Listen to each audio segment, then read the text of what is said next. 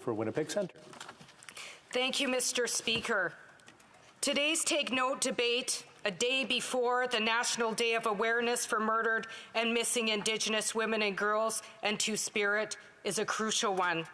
A debate about why, once again, families of murdered and missing Indigenous women and girls and survivors of violence have fallen by the wayside. Like in this 2022 budget, where the amount allocated was zero to implement the 231 calls for justice to address this ongoing genocide. And this is a crisis of violence. Indigenous women, girls, and Two-Spirit people are 12 times more likely to go missing or murdered and are 5 times more likely to experience violence than any other population in Canada. In fact, 56% of Indigenous women have experienced physical assault. That's more than half of all Indigenous women, and 46% have experienced sexual assault. These stats are staggering, but sadly, they aren't surprising to Indigenous women and girls and Two-Spirit who continue to endure this violence. And violence and mistreatment doesn't just affect Indigenous women. It even impacts a disproportionate number of young Indigenous girls. 42%, Mr. Speaker, of Indigenous women report having experienced physical and sexual abuse during their childhood. This kind of exposure to violence and trauma has lasting impacts and consequences. And yet, Mr. Speaker, the budgetary allocation from this government to deal with this crisis was zero. Zero. This is not an oversight. This is a choice. This is a statement about the normalization of violence against Indigenous women and girls and Two-Spirit people.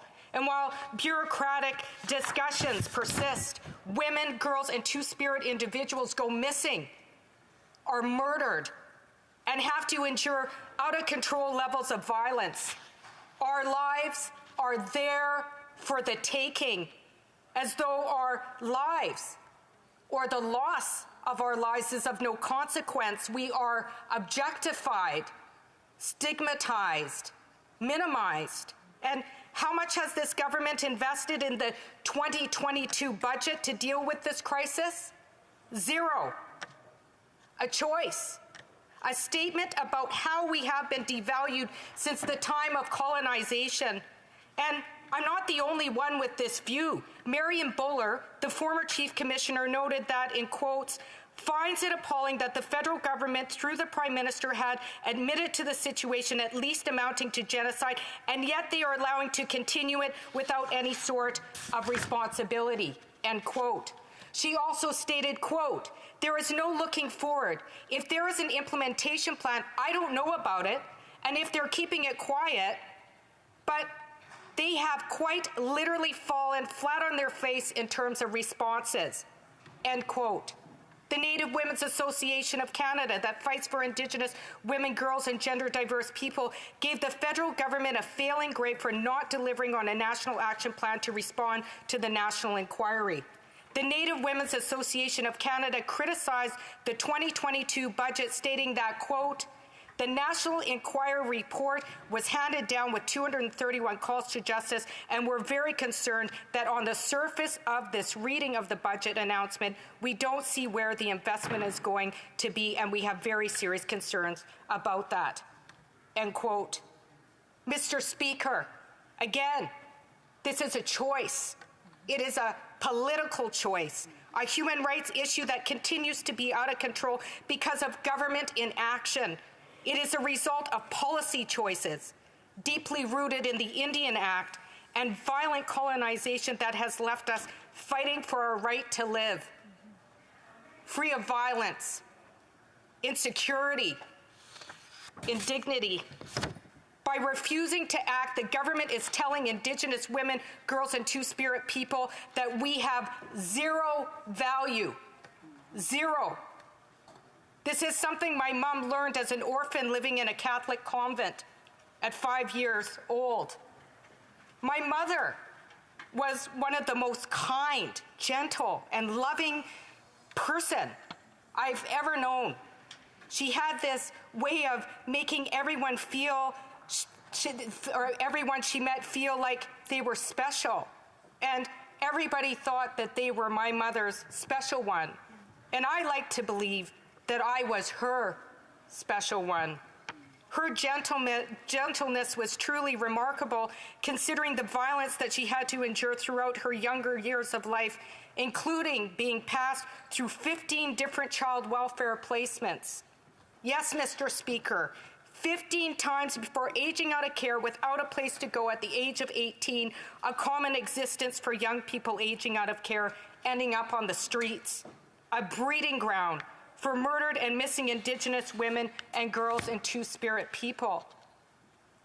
And there were not too many spirits that she met along her journey who showed her any level of kindness, aside from a woman named Maud who noted my mother's gift for music and taught her how to play the piano, and the local librarian that shared my mother's love of reading and learning and spent hours with my mother mentoring her and showing her care.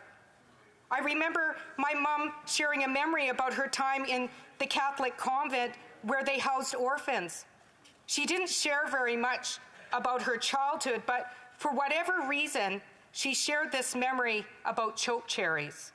My mother loved choke cherries. One of her favorite feast foods in the world was wojapi, a traditional Lakota dish made with choke cherries.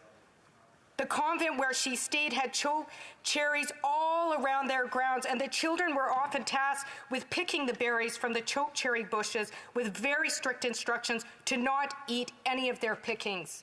You see, the choke cherries were not for them. But in true 5-year-old style, my mother would pick the berries and snack on a few and then violently wipe off her stained teeth with her white bib on her uniform. Nobody wanted to be caught by the nuns not following the rules. After a day of picking, indulging in her delightful innocence, it was put quickly to a halt after an interrogation by one of the nuns. "Marjorie, you were eating choke cherries."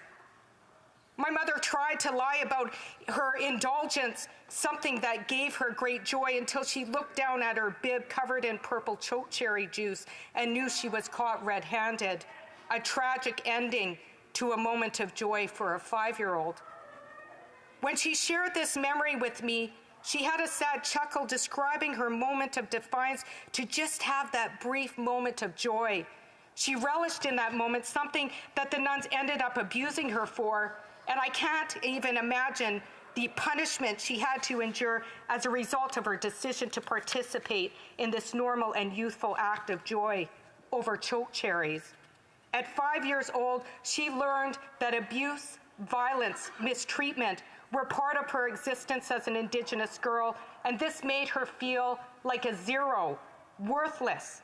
She even described trying to scrub off her brown skin with Comet as a young girl. And this government's lack of investment reminds Indigenous girls that this government is still treating them like they're worth zero. As my mother grew older as a kid in the system, she would ask all the girls running away to escape the system about the futility of their actions because, in quotes, nobody cares anyway, ends of quotes. It breaks my heart that this government is still giving Indigenous women and girls that message. Zero. My mother was not a zero, but she will always be my hero, and neither are we. We are not zeros. We are heroes, thriving despite all the obstacles in front of us. I wept when I saw that the government decided we were worth zero in the budget. I am tired of listening to the million excuses and the list of million complications that seem to justify an action like our safety is of no relevance. This is not okay. Stop hoarding money from the last budget with the million excuses about why it can't be done while another girl, woman, or Two-Spirit goes missing, murdered, or has to endure violence. Where is the action plan?